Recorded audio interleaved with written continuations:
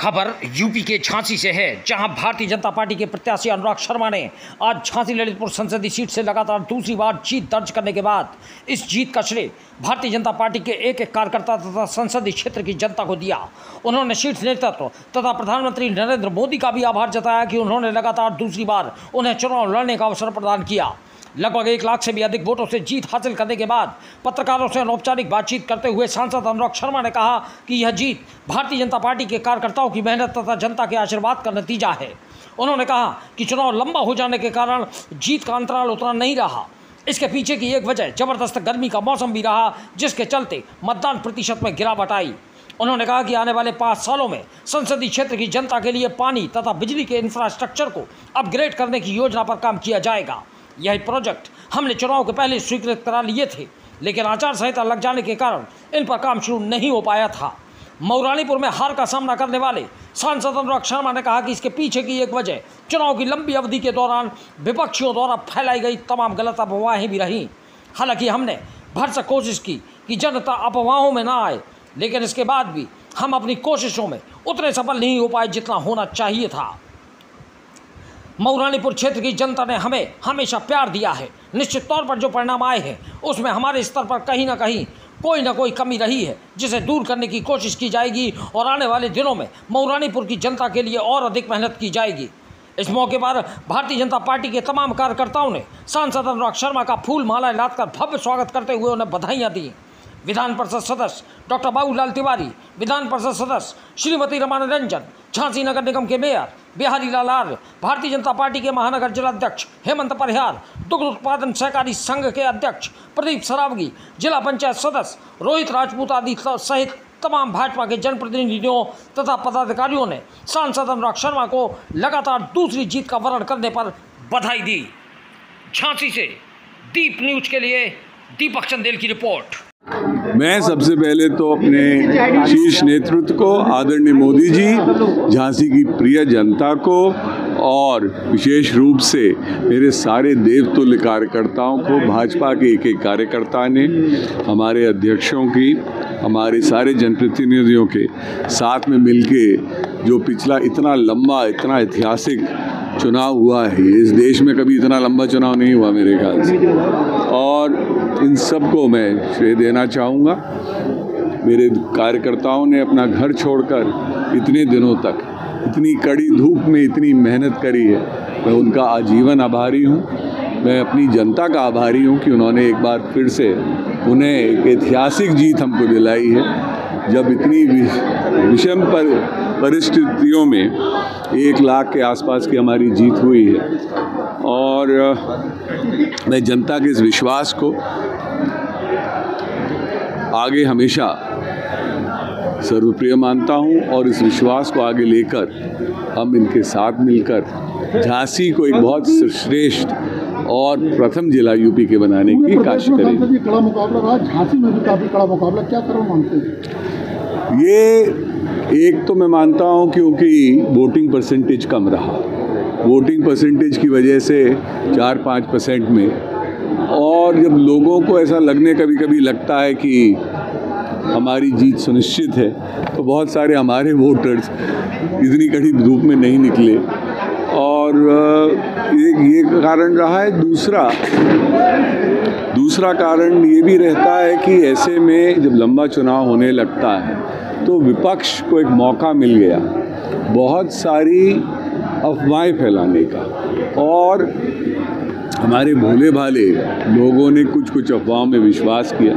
हम लोगों ने बहुत कोशिश करी कि ये अफवाहें नहीं ऐसी फैलाई जाए, और मैं लोगों को, अपने देश के लोगों को, अपने क्षेत्र के लोगों को ये विश्वास दिलाता हूँ कि संविधान में जो हमने कहा है कि सबको आरक्षण मिलेगा, जो आज मिलता आया है वो हर बार बरकरार ही रहेगा। अगले 5 साल में झांसी में कमेंट्स होते रहे, क्या कहना चाहिए उन विपक्षियों को जो आप पे लगातार प्रतिक्रिया करते रहे? ये बहुत छोटी सोच से निकलते हैं। जब आप छोटी राजनीति करते हैं तो आपको ऐसे परिणाम मिल जाते हैं।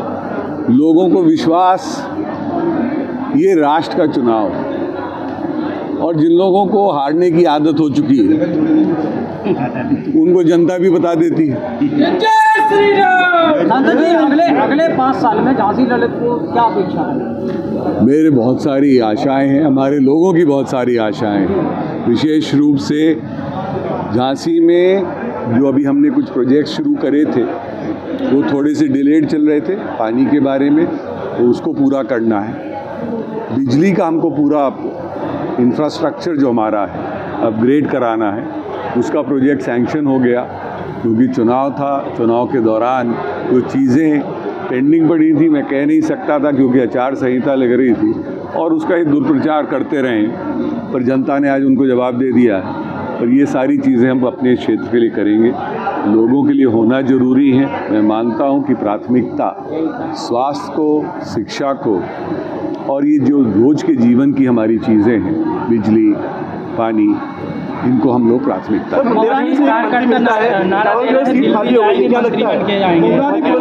लोगों को बड़ी उम्मीद है कि मंत्री बने, जालौन की सीटें खाली हुई है।